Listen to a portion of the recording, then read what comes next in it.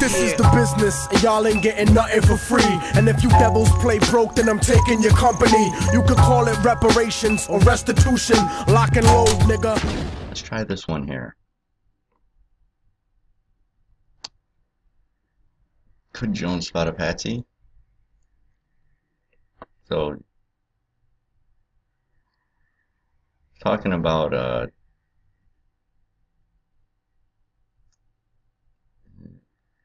he's just going into fucking everything about the false flag shit.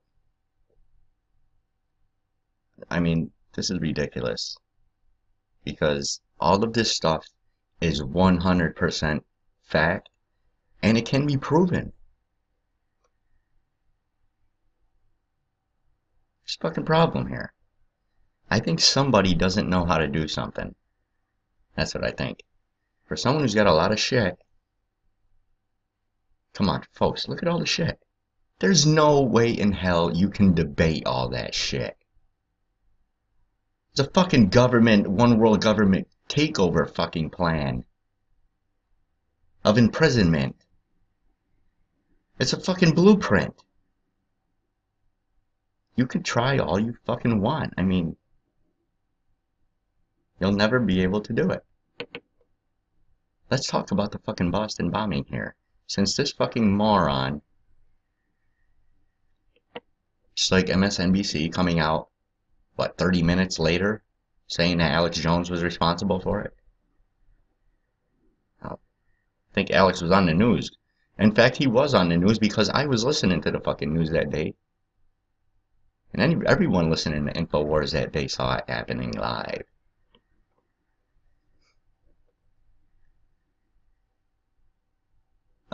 So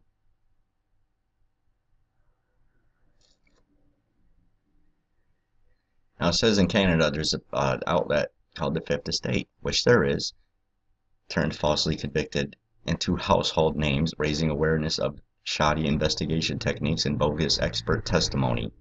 Bogus expert testimony? The fuck is that? What, you pay off an expert or something?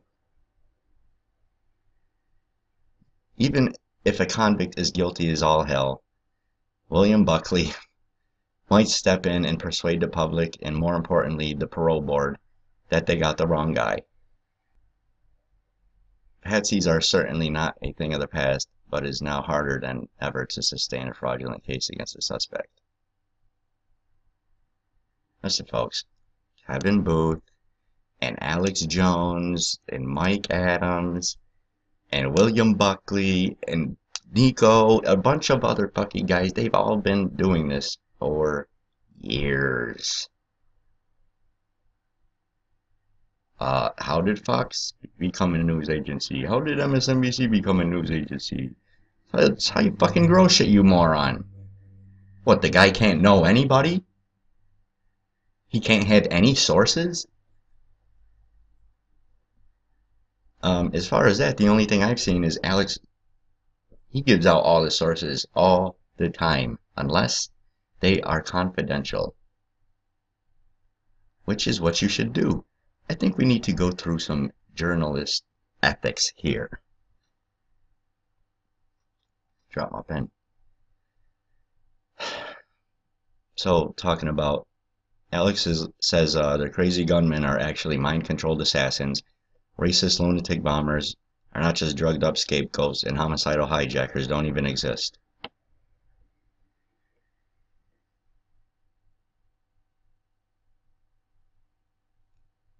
Homicidal hijackers don't exist. Well, explain this to me then, buddy. They found 15 of 19 of the hijackers living in other countries around the world.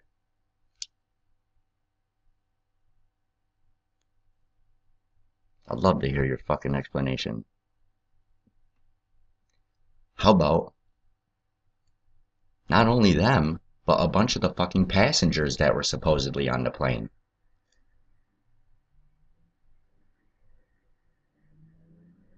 Oh, and how about the fact that it's impossible to make a phone call from the plane? I could go on for fucking days with this shit. As for Boston bombing,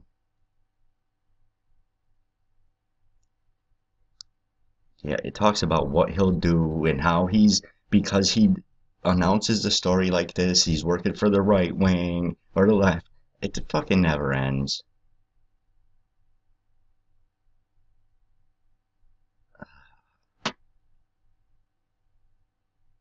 Come on.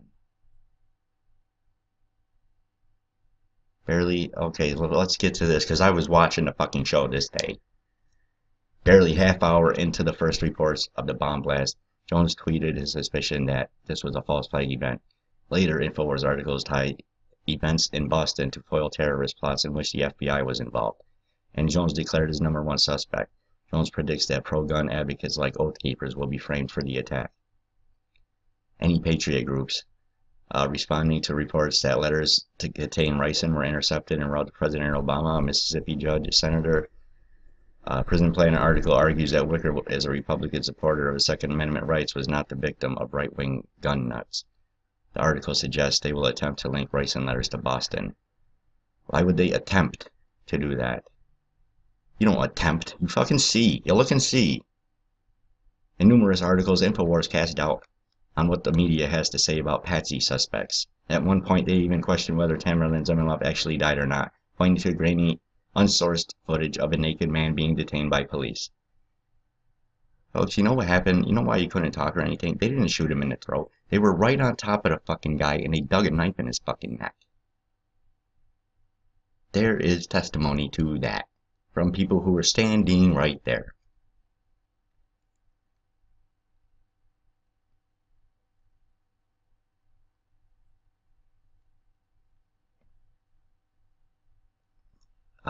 Rice, suspect appears to be mentally unstable Democrat. Folks, Alex Jones goes after Democrat and Republican constantly. I've all the years, 15 fucking years listening to this man. If you ask me if I think he's Republican or Democrat, I couldn't fucking tell you. Because I don't know. He's fucking American. He exposes both parties. I don't know what the fuck where you want me to go with that. But InfoWars publishes photos of two suspects. Though these two men are not doing anything particularly suspicious in the photos, Jones insists they're either military contractors of Craft International or Navy SEALs, which we'll go into right now. Jones continues to bang up the drum that these two men, despite the fact that they are fully aware of the dangers of fingering innocent people, not a single alternative suspect is presented. Yes, he was. They were. Jones theorizes the bombings were just an excuse for the TSA to increase powers to enable gun control, which it was. After the arrest of Curtis, no alternative theories are presented. Jones gradually adds the CIA and other entities to a list of suspects. He continues to refer to Tsarnaev as patsies, but admits they might have been involved in some capacity because he talked to the mother on his fucking show, and she didn't admit it. She fucking clammed up. But the aunt came on the phone, and she fucking admitted it. Okay? That they work for the fucking CIA. CIA assets. Asshole. Now, the Boston bombing. Let's have a look at these photos, folks. Couple guys here wearing the same boots, same pants, same jacket. Hey, what's that hat that guy's wearing? What is that hat? That looks familiar. Bridgestone Golf. There's the guy wearing the Bridgestone Golf hat. He's got the black jacket and tan pants and the boots. There's the backpack.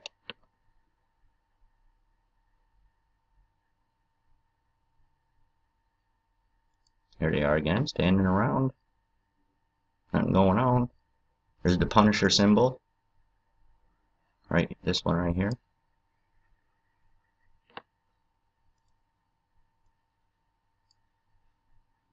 You know who wears these two hats, folks?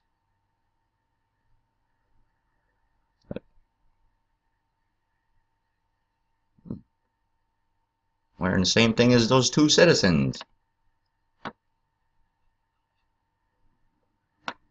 And this is what Alex was pointing out live on the show. Same everything. Book bags. Now, I don't give a fuck who you are. Anybody who's anybody looks at that fucking photo. That is obviously some sort of a team. Well, look at the fucking hats. Where did they lead back to? Craft International. These are the people who train Craft International. Let's see if I got a site.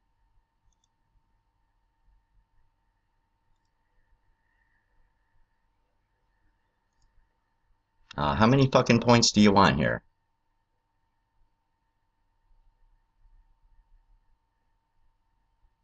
Punisher hat. Okay, there's Chris Kyle. Basically the fucking head of Craft International. Dead now.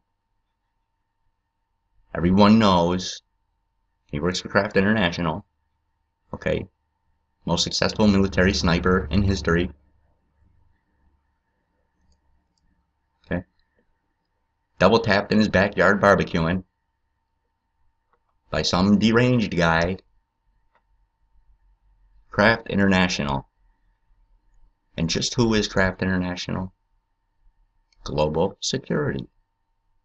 In other words, mercenaries. Sent in to do the fucking work of the globalists. Now, how this works is they have teams like this. Alright? They will go out with, say, 10 guys and claim to be doing a drill. It could be, you know, second, third, fourth drill. It could be the first drill. Nevertheless, all these people think it's a drill. Except, it really isn't. They were just fucking set up. Just like the guy, the guy who was asked to bomb the fucking World Trade Center in 1993 came to the FBI and said that members of their team, or that other people in the FBI, or some shit, made the fucking bombs for him and gave him the instructions and everything. He went to the FBI and fucking told them. This is on tape. This is what you would call a false flag operation, making it look like somebody did it, when really another entity did it. And the only reason you would do that is, well, why did Hitler do it? To invade Poland. As a means to do something. To take away a certain right. Go to war. All sorts of shit. Political agendas. Any agenda. I could pick this motherfucker apart all day long. Everything on his page. Everything here. Everything.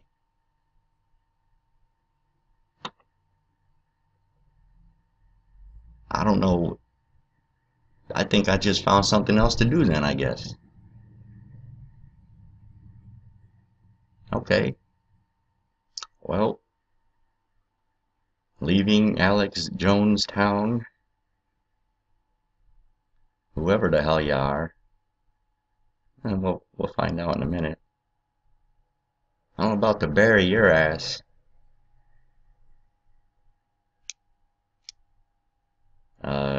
For those of you who like seeing people being made a fool of, stick around, there's going to be a lot of it.